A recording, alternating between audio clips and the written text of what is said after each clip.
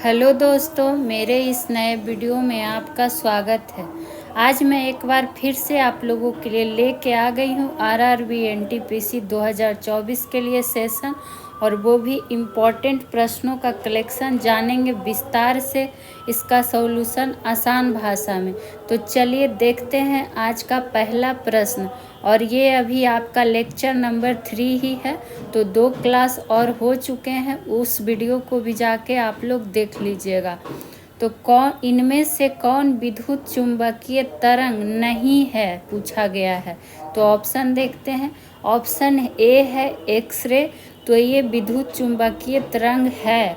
इसका पूछ लिया जाता है कि एक्सरे का खोजकर्ता कौन है, काफ़ी बार पूछा भी गया है, तो इसको ध्यान रखना है। खोजकर्ता है रॉन्टजेन। कौन?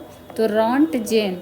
और इसका यूज किस में होता है? तो टूटे हड्डी का पता लगाने में, सीटी स्कैन में, यही सब में एक्सरे का यूज होता है। वही इंफ्रारेड का रे का बात करें, जिसको अवरक्त किरण भी कहते हैं, तो ये भी विद्युत चुंबकीय तरंग है। और इसका अगर आपसे खोजकर्ता पूछे कि इसके खोजकर्ता कौन है, तो अब कौन हो जाएगा? William Herschel. और ये सब पूछा भी जाता है, इसलिए ज़रूर ध्यान रखना है। वही बात करें, ऑप्शन सी है एनोड रे, जो कि इसका हो जाएगा राइट आंसर। ये विद्युत चुंबकीय तरंग नहीं है। ठीक। अगर पूछे कि इस किरण का पता किसने लगाया था, एनोड किरण का, तो इसका पता लगाया था गोल्ड स्टीन ने। किसने? तो गोल्ड स्टीन ने पता लगाया था। वहीं एनोड किरण की अगर बात कर ले, तो ये कैसी किरण होती है? पॉजिटिव होती है या फिर निगेटिव होती है? तो ये होता है पॉजिटिव, यानी कि धनावेशित होता है। ठीक। और ये विद्युत और चुंबकीय क्षेत्रों में विक्षेपित हो जाता है। वहीं बात करें कि इस किरण का जो वेग है, यानी एनोड किरण का जो वेग है, कैथोड किरण की तुलना में क्या होता है? कम होता है। तो इस पॉइंट को भी ध्यान रखना है कि कम होता है या फिर अधिक होता है। लेकिन इसकी गतिज ऊर्जा जो है कैथोड किरण से अधिक होती है। तो इस तरह से यहाँ पे आप लिख सकते हैं कि अगर इसका पूछे कि कैथोड किरण की तुलना में इसका वेग क्या होगा? तो वेग जो होगा वो कम होगा। ठीक। लेकिन वही गतिज ऊर्जा कहेगा कि कैथोड की तुलना में क्या होगा? तब ज़्यादा होगा। तो ये 2 पॉइंट ध्यान में रख लेना है। वहीं सूक्ष्म तरंग की अगर बात कर ले, जो कि ऑप्शन नंबर डी में है, इसका खोजकर्ता अगर आपसे पूछे तो याद रखिएगा हटरज ने खोज किया था। और माइक्रो ओवन में, रडार संचार में, टेलीविज़न संचार में इसका यूज होता है। और अवरक्त किरण जो इंफ्रारेड है, इसका उपयोग अगर आपसे पूछे तो टीवी रिमोट कंट्रोल में, और जो कि काफ़ी बार पूछा हुआ प्रश्न है। चलिए बढ़ते हैं आज के अगले प्रश्न की ओर, जो कि होगा हमारा दूसरा नंबर प्रश्न। तरल अवस्था में पाए जाने वाली अधातु है। हीलियम है, कैल्शियम है, पारा है, या फिर क्या है? ब्रोमीन है। तो ये क्या हो जाएगा? जो तरल अवस्था में पाया जाने वाला धातु है वो ब्रोमीन है। तो ऑप्शन नंबर डी हो जाएगा राइट आंसर। वहीं और क्या जानकारी इससे ले सकते हैं? तो पूछ लिया जाता है कि जो है ब्रोमीन साधारण ताप पर किस रंग के द्रव के रूप में पाया जाता है। तो यहाँ पर एक पॉइंट नोट डाउन कर सकते हैं कि साधारण ताप पर गहरे लाल बादामी रंग के क्या होता है? द्रव के रूप में पाया जाता है। कौन? तो वो ब्रोमीन पाया जाता है। ठीक। वहीं बात कर ले कि भारत के कच्छ के रण में पाए जाने वाला एक ब्राइन ब्रोमीन का भी क्या है? एक बहुमूल्य स्रोत है। तो ब्राइन ब्रोमीन है जो भारत के में कच्छ के रण में पाया जाने वाला एक स्रोत है, ये ध्यान रख सकते हैं। वहीं बात करें कि क्या कहता है, समुद्री जल में जो होता है ब्रोमीन सोडियम, पोटेशियम और मैग्नीशियम के ब्रोमाइड के रूप में पाया जाता है। तो बस इसको सुन के भी नोट डाउन कर सकते हैं या फिर जानकारी के लिए ध्यान रख सकते हैं। जहाँ आपको लगेगा कि लिखवाना है हम खुद लिखवाते हुए चलेंगे। अब आ जाइए आज के प्रश्न नंबर 3 पे। स्वतंत्र जीवन यापन करने वाला सूक्ष्मतम जीव कौन सा है? विषाणु है, माइकोप्लाज्मा है, या डाइटम है, या इनमें से कोई नहीं है? तो ये सूक्ष्मतम जीव हो जाएगा माइकोप्लाज्मा, ऑप्शन नंबर बी। ठीक, और ये स्वतंत्र जीवन यापन करने वाला क्या है? जीव है। इसकी खोज किसने की थी ये पूछा जाता है, माइकोप्लाज्मा की खोज। और बार बार बोल रहे हैं कि जो भी एनटीपीसी की तैयारी में लगे हैं, फॉर्म भर रहे हैं, वो प्लीज़ वीडियो को पूरा देखिएगा। ये सेशन उन्हीं के लिए है, उनको काफ़ी हेल्प मिलेगा। लुई पास्चर, जीके जीएस का सारा निचोड़ आपको इस चैनल से दिया जाएगा। तो लुई पास्चर जो थे इसका खोज किए थे। ठीक, और नोवाक नाम का एक वैज्ञानिक था जो इसे कौन सा नाम दिया था? माइकोप्लाज्मा। तो खोजकर्ता तो लुई पास्चर थे, लेकिन माइकोप्लाज्मा नाम किसने दिया था? तो नोवाक ने दिया था। तो ये भी ध्यान में आपको रखना चाहिए। अब बढ़ जाते हैं अगले प्रश्न की ओर, जो कि होगा हमारा 4 नंबर। और 4 नंबर पे पहले ही करिए स्टार मार्क, क्योंकि ऐसे प्रश्न रेलवे में पूछे जाते हैं। भौम जल स्तर से नीचे कठोर चट्टानों की परतों के बीच भंडारित भौम जल को क्या कहते हैं? तो इसको क्या कहते हैं? इसको कहते हैं भंडारित भौम जल को जल भर। तो जल भर कहाँ है? Option number B. ये तो हो गया इसका परिभाषा। और इस तरह से प्रश्न रेलवे में काफ़ी बार पूछे भी गए हैं, और आपको प्रीवियस ईयर पेपर भी करवाया जा रहा है कि देखिए किस तरह का क्वेश्चन पूछा जाता है। वहीं बात करें तो वह जल जो मनुष्यों द्वारा नलकूप से निकालना और योग्य अनुकूल दशाओं में होता है, वही क्या कहलाता है? जल भर भी कहलाता है। वही जल भर में जो जल है धीमी गति से निरंतर प्रवाहित होते रहता है। किस गति से? तो धीमी गति से प्रवाहित होते रहता है, जिसको अधोह प्रवाह कहा जाता है। क्या कहा जाता है? अधोह प्रवाह कहा जाता है। तो ये सब ध्यान में आपको रख लेना चाहिए। वहीं आपको पता है कि पृथ्वी पर 71% भाग जल है और 29% भाग है जो क्या है? स्थल है। और आपको हर विषय का प्रश्न लाया गया है, 5-5-3 ऐसे करके कॉम्बिनेशन को आपको हर सब्जेक्ट जीके जीएस का इसमें शामिल किया गया है। आइए 5 नंबर प्रश्न में, इनमें कौन कार्बन का यौगिक नहीं है? जब नहीं है तो थोड़ा ज़्यादा ध्यान देना है प्रश्न पे। तो ऑप्शन ए है डोलोमाइट, बी है हीरा, सी है संगमरमर, डी है चौक। तो जो कार्बन का यौगिक नहीं है वो हो जाएगा हीरा, ऑप्शन नंबर बी। वहीं और क्या इससे प्रश्न बन सकते हैं? तो जो काफ़ी बार पूछा गया है कि कार्बन का 2 अपरूप, यहाँ यौगिक नहीं है पूछा गया था, लेकिन जब कार्बन का 2 अपरूप का बात आता है तब कौन सा हो जाता है? एक हीरा और कौन?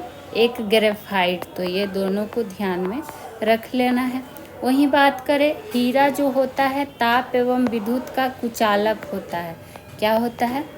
आपको कभी कभी सेंटेंस के रूप में, कथन कारक के रूप में दे देगा, पूछेगा इनमें से कौन सही नहीं है या फिर कौन सही है। ताप एवं विद्युत का कुचालक होता है कौन? तो हीरा। ठीक, वहीं हीरा का अपवर्तनांक भी पूछ लिया जाता है कि इसका अपवर्तनांक कितना होता है। तो अपवर्तनांक भी ध्यान रख सकते हैं, कितना होता है? 2.417। ठीक, ये इसका अपवर्तनांक होता है।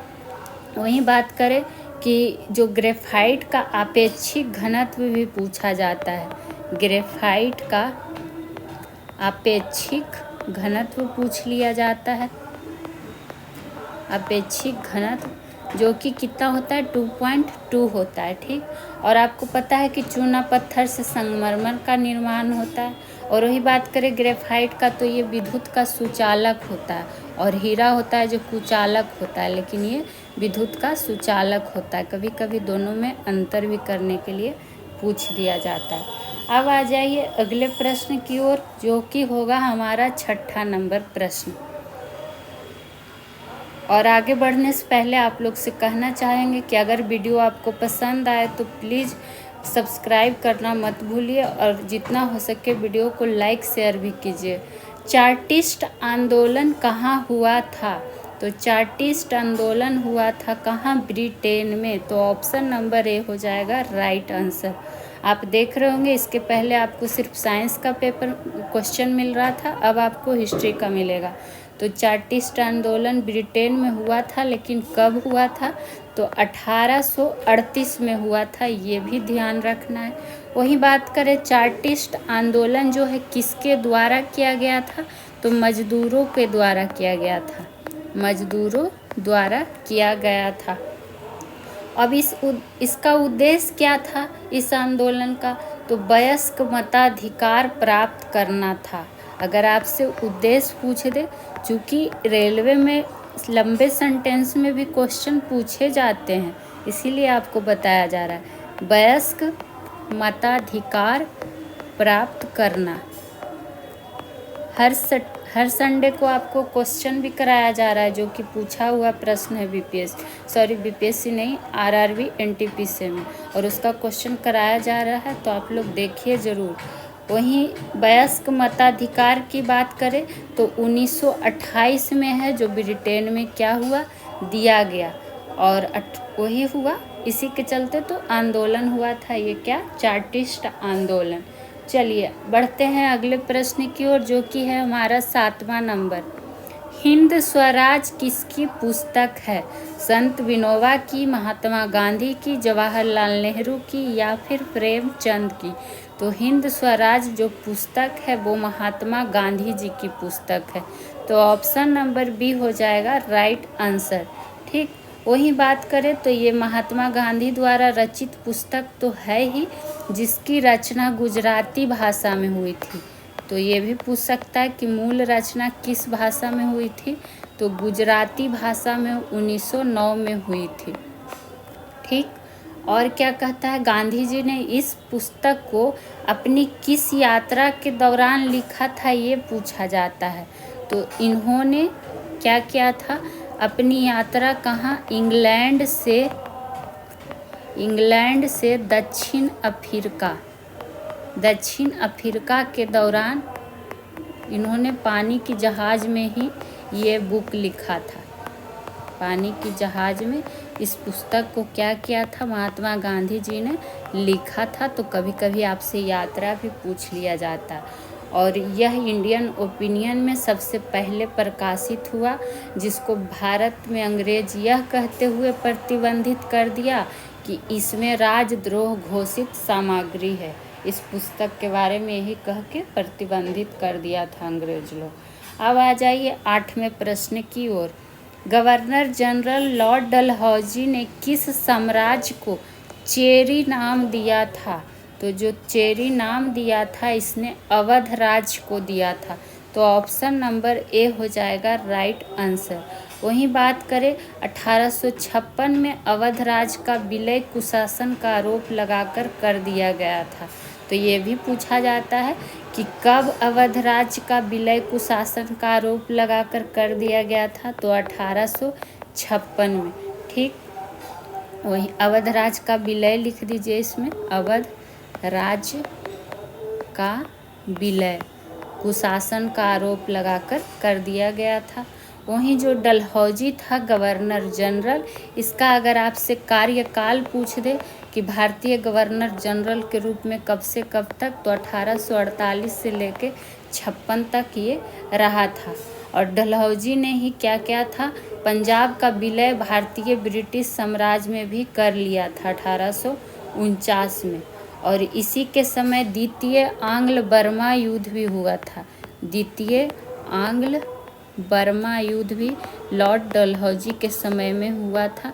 चूँकि इसका सेशन क्या था, 1852, तो इस टाइम तो इसी का शासन था, इसीलिए पूछ दिया जाता। वहीं बात करें तो डलहौजी ने ही एक नीति लगाई थी, कौन सी नीति, हड़प नीति। तो ये भी पूछा जाता है कि हड़प नीति किसकी देन थी? तो लॉर्ड डलहौजी की ही था। और इसी नीति के तहत पहला राज्य कौन इसको शिकार बन गया था? तो सतारा। पहला राज्य जो हड़प नीति का शिकार बना था सतारा 1848 में। और ये सब सारे इम्पोर्टेंट पॉइंट आपको बताए जाते हैं और एग्ज़ाम में रिपीटेड भी हैं, तो देखिएगा ज़रूर और नोट डाउन भी करिएगा। आइए प्रश्न नंबर 9 पे, किसने भारतीय होम रूल लीग की स्थापना की? तो ऐसे प्रश्न में ध्यान देना है कि पूछ क्या रहा है, तो भारतीय होम रूल लीग पूछ रहा है। तो इसकी स्थापना बाल गंगाधर तिलक द्वारा किया गया था। तो ऑप्शन नंबर डी होगा राइट आंसर। कब किया गया था? तो 1916 में किया गया था। ठीक, वहीं और जान सकते हैं क्या इसमें कि 1916 में महाराष्ट्र होम रूल लीग की भी स्थापना किया था। महाराष्ट्र में, महाराष्ट्र के पुणे में ही इसका स्थापना हुआ था। ये भी आपको ध्यान में रख लेना है। लेकिन वही अगर आपसे पूछ ले कि एनी बेसेंट द्वारा होम रूल, एक पूछा जाता है एनी बेसेंट द्वारा, तो एनी बेसेंट द्वारा भी हुआ था 1916 में ही, लेकिन ये कहाँ हुआ था? तो ये हुआ था मद्रास में। और कौन सा होम रूल लीग नाम था? Akhil Bharatiya home rule league. देखिए एक शब्द से प्रश्न ही बदल जाते हैं और इसका उत्तर भी, तो इसमें कंफ्यूज नहीं होना है।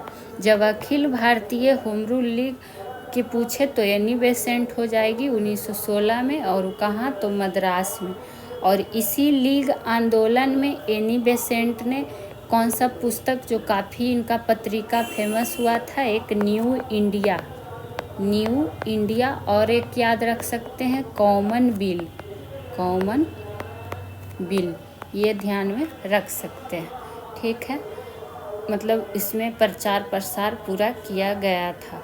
और वही पता है कि आपको ये भारतीय राष्ट्रीय कांग्रेस की अध्यक्षता करने वाली प्रथम महिला अध्यक्ष भी थी।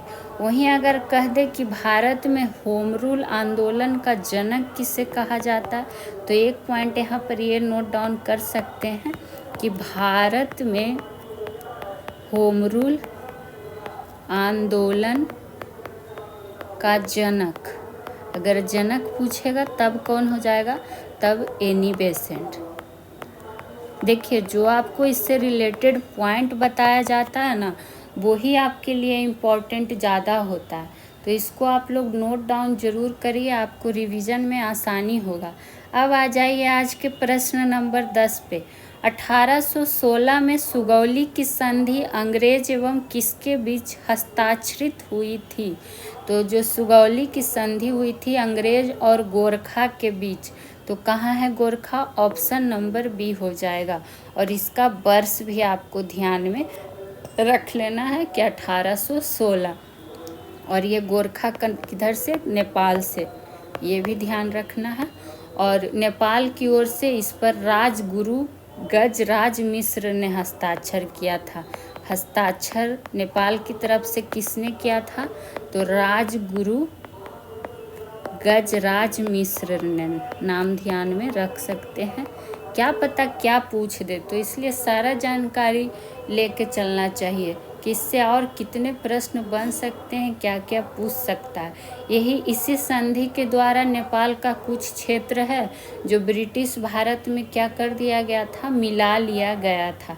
और जो अंग्रेज़ों की ओर से संधि पे हस्ताक्षर किया था अंग्रेज की तरफ से, वो कौन किया था? तो इसका नाम भी ध्यान रखिएगा, पेरिस ब्रेडसा। कौन? पेरिस ब्रेडसा ने इस पे हस्ताक्षर किया था। अब आ जाइए अगले प्रश्न की ओर, जो कि है 11 नंबर। कौन सा कार्य स्थानीय स्वशासन से संबंधित नहीं है? फिर से आ गया नहीं है, तो जब भी नहीं है तो हम बोलते हैं ऐसे प्रश्न पे ध्यान दीजिएगा। जन स्वास्थ्य, स्वच्छता का प्रबंध, जन उपयोगी सेवाएं, या फिर लोक व्यवस्था का अनुरक्षण। तो जो संबंधित नहीं है वो हो जाएगा स्थानीय स्वशासन से, जो लोक व्यवस्था का अनुरक्षण, ऑप्शन नंबर डी। चूँकि ये है जो राज्य सरकार से संबंधित है। किससे संबंधित है? राज्य सरकार से संबंधित है। जबकि जो जन स्वास्थ्य हो गया, स्वच्छता का प्रबंध हो गया, जन उपयोगी सेवा हो गया, तो ये सब किससे संबंधित है? ये सब स्थानीय स्वशासन से सारा संबंधित है। तो इसको बस ध्यान में इस पॉइंट को रख लेना है। अब आइए प्रश्न नंबर 12 की ओर, और इसका PDF भी आपको टेलीग्राम ग्रुप में मिल जाएगा, तो वहाँ भी आप लोग जुड़ सकते हैं। किसके जांच एवं पद से हटाने की अनुशंसा के बाद सरपंच और उप सरपंच को हटाया जाता है, ये आपसे पूछा गया है। न्यायाधीश, न्यायमित्र, लोक प्रहरी या फिर लोक सेवक। तो ये है जो लोक प्रहरी के जांच के बाद हटा दिया जाता है, तो ऑप्शन नंबर सी हो जाएगा राइट आंसर। वहीं लोक प्रहरी जो है ये बिहार पंचायत राज, इस तरह से इसमें लिख सकते हैं कि बिहार पंचायत राज संशोधन अधिनियम किसके तहत 2011 के धारा 152 की उपधारा 5 के तहत जोड़ा गया है। ये आप ही लोग के लिए लिखा जा रहा है ताकि आपको कोई कन्फ्यूजन ना हो और आप लोग अपना नोट्स अच्छे से बना सके। तो पॉइंट को नोट डाउन करना ज़रूर है। और वहीं बात करें, बस इसमें इसको ध्यान जरूर रखना है ऐसे प्रश्नों को, और ये धारा याद रखना है और कितने उपधारा के तहत ये भी आप ध्यान में रख सकते हैं। चलिए बढ़ जाते हैं अगले प्रश्न की ओर, जो कि होगा 13 नंबर प्रश्न। पटना उच्च न्यायालय की स्थापना कब हुई थी? तो ये जो स्थापना हुई थी 1916 में, तो ऑप्शन नंबर डी होगा राइट आंसर। वहीं पटना उच्च न्यायालय का शताब्दी समारोह कब मनाया गया है, ये भी पूछा जाता है कि शताब्दी समारोह कब मनाया गया, तो ये 2015 में मनाया गया। और क्या है पूछ लिया जाएगा, भारत में कितने उच्च न्यायालय हैं? तो भारत में वर्तमान में जो कितने उच्च न्यायालय हैं, तो 25 उच्च न्यायालय, 25 उच्च न्यायालय है। ठीक, तो ये सबको क्या करना है, ध्यान में रख लेना है। वही भारत का सबसे बड़ा उच्च न्यायालय कौन सा हो जाएगा, तो इलाहाबाद उच्च न्यायालय हो जाएगा। ये भी आपको नोट डाउन कर लेना है। अब आइए अगले प्रश्न की ओर, जो कि है हमारा 14 नंबर प्रश्न। और इसी तरह का आपको रेगुलर सेशन मिलता रहेगा। तो जो कोई भी फॉर्म भर रहे हैं या फिर भर चुके हैं RRB NTPC 12th level, graduation level, तो प्लीज़ इस वीडियो को देखिएगा, आपको हेल्प मिलेगा। GK GS का सारा निचोड़ आपको यहाँ से दिया जाएगा, हर विषय का। इस तरह से रेगुलर सेशन भी कराया जाएगा। तो आप लोग देखिए, जितना हो सके वीडियो को लाइक शेयर कीजिए, चैनल को सब्सक्राइब कीजिए। आइए प्रश्न नंबर 14। भूगर्भिक समय माप क्रम का सबसे प्राचीन खंड कौन सा है? धारवाड़ प्रणाली, आद्यकल्प, इसको आद्यकल्प कर लीजिएगा, शैल समूह, या फिर कुड़प्पा, या फिर विंध्य प्रणाली। तो ये हो जाएगा आद्यकल्प शैल समूह, ऑप्शन नंबर बी। चूँकि ये आद्यकल्प है जो पृथ्वी की उत्पत्ति से जुड़ा है, लेकिन इसके बारे में अभी तक सीमित जानकारी ही। इसको पूर्व कैम्ब्रियन भी कहा जाता है। क्या कहा जाता है? पूर्व कैम्ब्रियन भी कहा जाता है। ठीक, और इसमें कुछ ऐसा है नहीं, मतलब एक नाम सुने होंगे कि आर्कियोजोइक तथा प्रोटरियोजोइक महाकल्पों को अगर संयुक्त रूप से ही क्या कहा जाता है, प्री कैम्ब्रियन महाकल्प, जो कि आद्यकल्प शैल समूह है। और इसका 3 उपभाग भी है। कितना है? 3 उपभाग है। तो उपभाग का नाम ध्यान रख सकते हैं, वही बताएं अभी आपको, जो योजोइक, दूसरा आर्कियोजोइक, और तीसरा में क्या हो जाएगा, प्रोटरोजोइक। ये तीनों इसका उपभाग है आद्यकल्प शैल समूह का, और ये भूगर्भिक समय मापक्रम का सबसे प्राचीन खंड है। अब आइए 15 नंबर प्रश्न पे। इस प्रश्न को भी करिए स्टार मार्क, चूँकि ये रेलवे के लिए है, तो रेलवे में ये प्रश्न मोस्ट इम्पॉर्टेंट में से एक है। आ गया है उद्योग और इसकी अवस्थिति मिलान करने का। तो सबसे पहला नंबर है रेलवे उपकरण, जो कि किससे संबंधित हो जाएगा, भिलाई से। तो ऑप्शन ये क्या हो जाएगा, 3 नंबर इसका हो जाएगा। वहीं जब मोटर वाहन की बात आएगी तो ये हो जाएगा जबलपुर में, तो 4 नंबर हो जाएगा। पोत निर्माण की बात आएगी तो ये हो जाएगा कोच्चि में, तो 1 नंबर हो जाएगा। साइकिल अब बच गया जो कि लुधियाना से संबंधित हो जाएगा। वहीं अगर पूछे कि भिलाई जो लौह इस्पात कारखाना है किसके सहयोग से बनाया गया है, तो रूस के सहयोग से। ये प्रश्न काफ़ी बार पूछा हुआ है। वहीं भारत में रेलवे की शुरुआत कब हुई थी, तो 1853 में हुई थी। ठीक, ये तो अभी कुछ देर पहले भी हम लोग जाने हैं। अब बढ़ते हैं आज के 16वें प्रश्न की ओर। घाना नेशनल पार्क किस राज्य में स्थित है, तो घाना नेशनल पार्क है जो राजस्थान के भरतपुर जिला में है, तो ऑप्शन नंबर सी हो जाएगा राइट आंसर। ये भी राजस्थान का कहाँ, तो भरतपुर जिला में। ठीक, उसी तरह कुछ और भी राष्ट्रीय उद्यान हैं जो किस राज्य में स्थित हैं, एग्जाम में बार बार पूछा जाता है, तो उसका भी जान लेते हैं। जैसे किसका पूछा जाता है, एक आपसे बराबर पूछ लिया जाता है एग्जाम में, कौन सा, दाची ग्राम।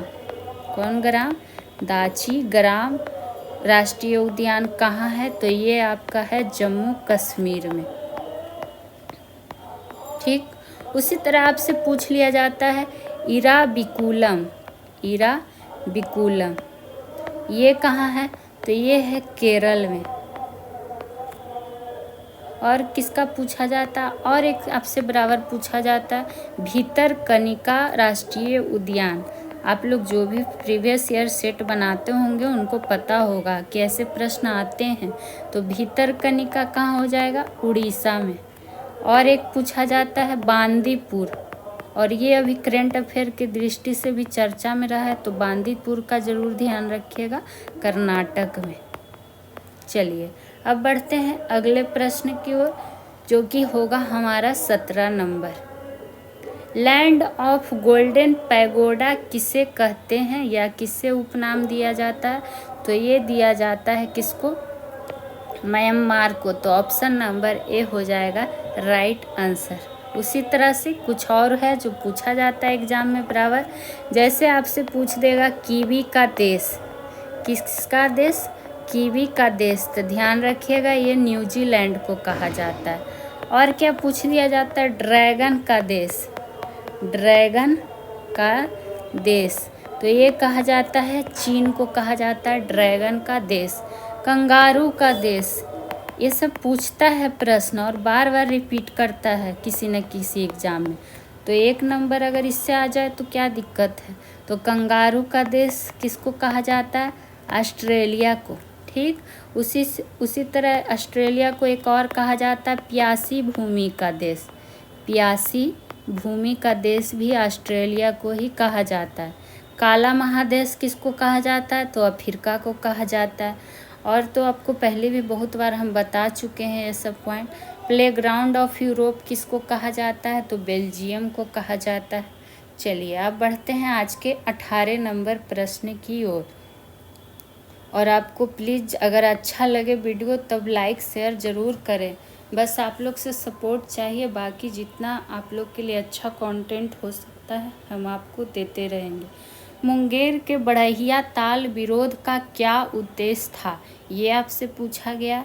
तो इसका उद्देश्य था बकास्त भूमि की वापसी की मांग, तो ऑप्शन नंबर ए हो जाएगा राइट आंसर। तो इसको ध्यान में रखना है। वहीं बढ़ैया ताल विद्रोह का अगर नेतृत्वकर्ता पूछे कि इसका नेतृत्वकर्ता कौन थे, किसने नेतृत्व किया था, तो इसका नेतृत्वकर्ता थे कार्यानंद शर्मा। कार्यानंद शर्मा इनके द्वारा ही किया गया था। ठीक, वहीं बिहार के जमींदार के कब्जा में जो ज़मीन है वो जिरास्त और बकास्त 2 ढंग का होता था। जिरात भूमि का जोत लगभग निश्चित था, जो जमींदारों का क्या होता था, पैतृक ज़मीन होता था। और कानून के आधार पर कहिए तो बकास्त भूमि वह था जहां यदि लगातार 12 वर्ष खेती हुए कर रहा है और निर्धारित लगान देता रहा है तो वह फिर भूमि पर कानूनी मालिकाना हक को होता था। यही था, क्या कहता है, बकास्त भूमि की वापसी की मांग। जमींदार क्या करता था, बकास्त भूमि का जो मालिकाना हक था वो नहीं दे रहा था, और इसी के कारण ये क्या हो गया था, विद्रोह हो गया था, बड़हिया ताल विद्रोह। और कहाँ हुआ था, तो मुंगेर में। तो ये सारा पॉइंट को ध्यान रखना। अब आइए प्रश्न नंबर 19 पे। हर साल राष्ट्रीय पोषण सप्ताह कब मनाया जाता है? आ गया देखिए करंट अफेयर का प्रश्न भी, तो इसको भी करिए स्टार मार्क। ऐसे प्रश्न रेलवे में ज़्यादा पूछे जाते हैं। तो जो हर साल राष्ट्रीय पोषण सप्ताह मनाया जाता है वो कब मनाया जाता है? 1 से 7 सितंबर। तो ऑप्शन नंबर ए हो जाएगा राइट आंसर। उसी तरह 24 अप्रैल से 30 अप्रैल तक क्या मनाया जाता है? तो विश्व टीकाकरण सप्ताह। कौन सप्ताह? तो विश्व टीकाकरण सप्ताह। ठीक। 22 जुलाई से 28 जुलाई तक क्या मनाया जाता है? ये मनाया जाता है शिक्षा सप्ताह। शिक्षा सप्ताह सारा एक सप्ताह वाला ही है। वहीं 25 अगस्त से 29 अगस्त क्या मनाया जाता है? तो विश्व जल सप्ताह। विश्व जल सप्ताह। तो ये सब पॉइंट को नोट डाउन करते चलना है। और आपके लिए इम्पोर्टेंट प्रश्नों का ही कलेक्शन लाया जाता है। यकीन मानिए, अगर आप इस सेशन को रेगुलर करते रहते हैं तो आपको हेल्प ज़रूर मिलेगा। यहाँ से प्रश्न आपको एग्ज़ाम में दिखेंगे, और जो आपको डिस्कशन कराया जाता है, डिटेल दिया जाता है, उसी से प्रश्न दिखेंगे। छठा क्वाड लीडर्स सम्मेलन का आयोजन कहाँ किया गया? 2024 वाले की बात कर रहा है। तो ये तो पहले क्वाड का आ गया कि क्वाड सम्मेलन का आयोजन 24 वाला कहाँ हुआ? तो ये हुआ अमेरिका में। तो ऑप्शन नंबर ए होगा। इसका संस्करण भी ध्यान रखिएगा, छठा। और वहीं बात करें इस शिखर सम्मेलन में प्रधानमंत्री नरेंद्र मोदी भी 3 दिवसीय यात्रा पर क्या किए थे? अमेरिका पहुँचे थे, और इन्होंने भाग भी लिया आयोजित क्वाड शिखर सम्मेलन में। अमेरिका का कहाँ हुआ? अमेरिका में तो विलिंगटन में ये आयोजन हुआ था। वहीं क्वाड में 4 देश शामिल हैं। तो 4 देश वो कौन कौन से शामिल हैं ये भी पूछ लिया जाता है, तो उसको भी ध्यान में रख लेना है। कौन कौन सा? भारत, जापान, ऑस्ट्रेलिया, और कौन हो जाएगा? अमेरिका। ठीक। वहीं 2025 वाला मेजबानी कौन करेगा? तो प्यारा प्यारा भारत करेगा, ये ध्यान रखना है। बाकी 2024 वाला अमेरिका कर ही चुका है। अब बढ़िए अगला प्रश्न की ओर, जो कि होगा हमारा 21वां नंबर प्रश्न। देखते हैं 21वें नंबर प्रश्न पे क्या है। अब आ गया है अब आपके लिए इकोनॉमिक्स का भी।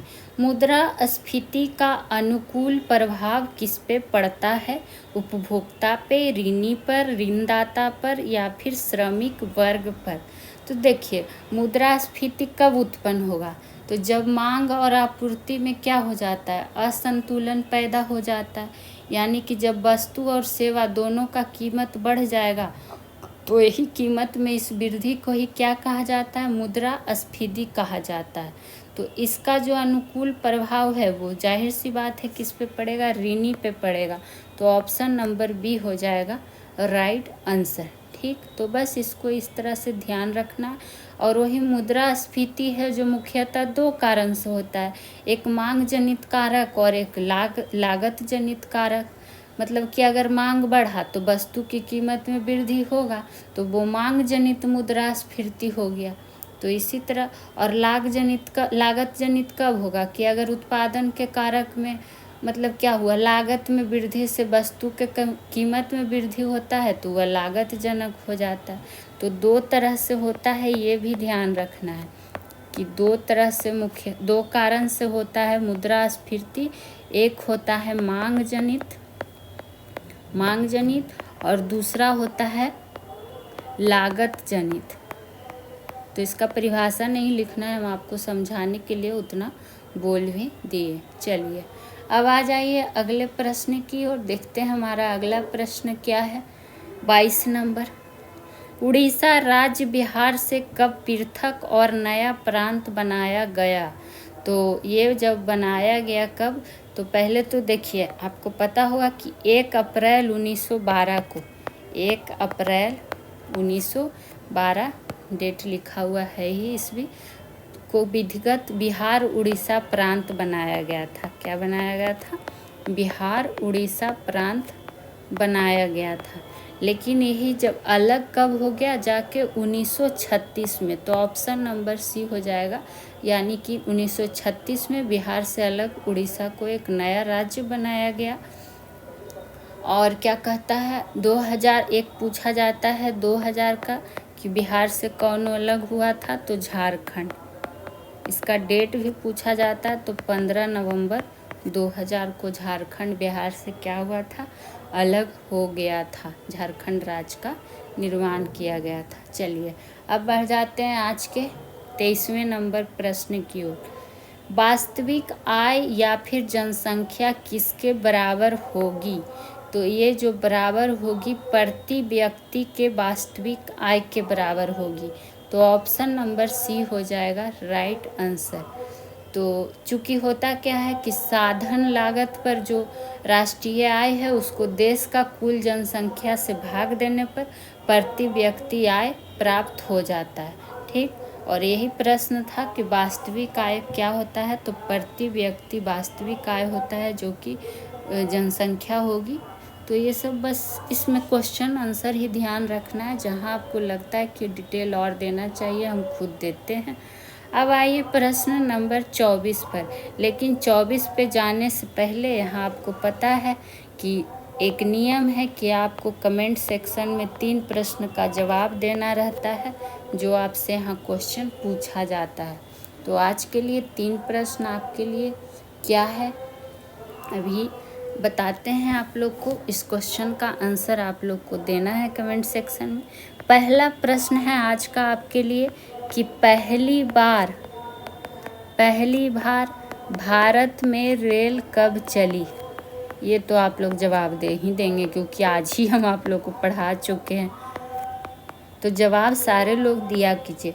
दूसरा प्रश्न है आपके लिए कि मकर रेखा को कौन सी नदी 2 बार काटती है? और ये सब पढ़ा चुके हैं डिटेल में हम आपको बहुत अच्छे से, चूँकि अभी तो RRB NTPC के लिए ना स्टार्ट हुआ है, जो भी बैच है उसमें आपको और भी पढ़ा चुके हैं। तो इसको कौन सी नदी 2 बार काटती है? 2 बार काटती है ये बताना है। और इसी तरह डेली आपसे पूछा जाएगा और आपको जवाब भी देना है। तीसरा नंबर प्रश्न है, इससे आप ही को फायदा होगा। सतीश धवन, कौन धवन? सतीश धवन अंतरिक्ष केंद्र कहाँ है? ये आपको जवाब देना है। तो ये आज के लिए आपका 3 प्रश्न है, ज़रूर जवाब दीजिएगा। वहीं बात करें कल जो सेशन में आपसे पूछा गया था उसका आंसर आपको बता दिया जा रहा है, आप लोग देख लीजिएगा कि कितना का सही है। पहला प्रश्न आपसे जो ये लीजिए का हो गया। हाँ, पहला प्रश्न आपसे पूछा गया था कि एलोरा के कैलाश मंदिर का निर्माण किसने कराया था? तो कृष्ण प्रथम ने, ये हो जाएगा आंसर। दूसरा प्रश्न आपसे पूछा गया था कि छत्तीसगढ़ का स्थापना कब हुआ था? तो याद रखना है 1 नवंबर 2000 को। तीसरा प्रश्न आपसे पूछा गया था, क्या पूछा गया था कि चुंबकीय तीव्रता का ये SI मात्रक क्या होता है? तो टेस्ला। तो ये हो गया आपके पिछले सेशन के प्रश्न का आंसर। अब आ जाइए आज के प्रश्न नंबर 24 पे। देखते हैं 24 में क्या है। लोएस्ट चट्टान किस प्रकार की चट्टान है? तो आपको एक चट्टान से संबंधित जितना भी प्रश्न बन सकता है एक करवाया हुआ है सेशन, तो वीडियो प्लेलिस्ट बना हुआ है, जाके देख लीजिए। तो लोएस्ट चट्टान है जो परतदार चट्टान का उदाहरण है। ऑप्शन नंबर बी हो जाएगा राइट आंसर।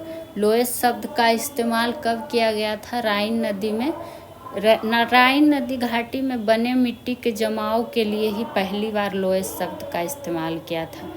और लोएस्ट मिट्टी है जो प्रायः क्या होता है, बहुत उपजाऊ और कृषि के लिए भी उपयुक्त होता है। लोएस्ट में बात कर लें तो क्वार्टजाट, क्वार्टज, और क्या कहते हैं फेल्डस्पार, फेल्डस्पार, अभ्रक, ये सब पाया जाता है। इत्यादि खनिज क्या होते हैं, पाए जाते हैं। और इस किसकी वजह से इसका रंग कैसा होता है, रंग जो होता है पीला या भूरा होता है, पीला या भूरा होता है लोएस चट्टान का। किसकी वजह से, तो ऑक्सीकरण की वजह से, ऑक्सीकरण की वजह से। ठीक, तो ये सब ध्यान रख लेना है। अब आइए अगले प्रश्न की ओर, जो कि है हमारा 25वां नंबर प्रश्न, और आज के लिए ये होगा अंतिम प्रश्न। तो आप लोग को सेशन कैसा लगता है, वीडियो कैसा लगता है, प्लीज़ बताइएगा ज़रूर। कौन लोकतंत्र के विस्तार में सहायक नहीं माना जा सकता है, तो जो नहीं माना जा सकता है विदेशी शासक का आक्रमण, तो ऑप्शन नंबर सी हो जाएगा राइट आंसर। बाकी जनता का संघर्ष, उपनिवेशों की स्वतंत्रता, स्वतंत्रता के लिए जनता की इच्छा, ये सब सहायक माना जाता है। ठीक, और आधुनिक लोकतंत्र का आरंभ जो हुआ था 17वीं और 18वीं सदी में, 17वीं और क्या कहता है 18वीं शताब्दी में कहाँ हुआ था, तो यूरोप में हुआ था, यूरोप में हुआ था। ठीक, तो ये सब ध्यान रखना है। चलिए आज के लिए इतना ही, फिर मिलेंगे नेक्स्ट सेशन में इम्पोर्टेंट प्रश्नों का कलेक्शन लेके। तब तक के लिए खुश रहिए, मस्त रहिए, स्वस्थ रहिए। Thank you.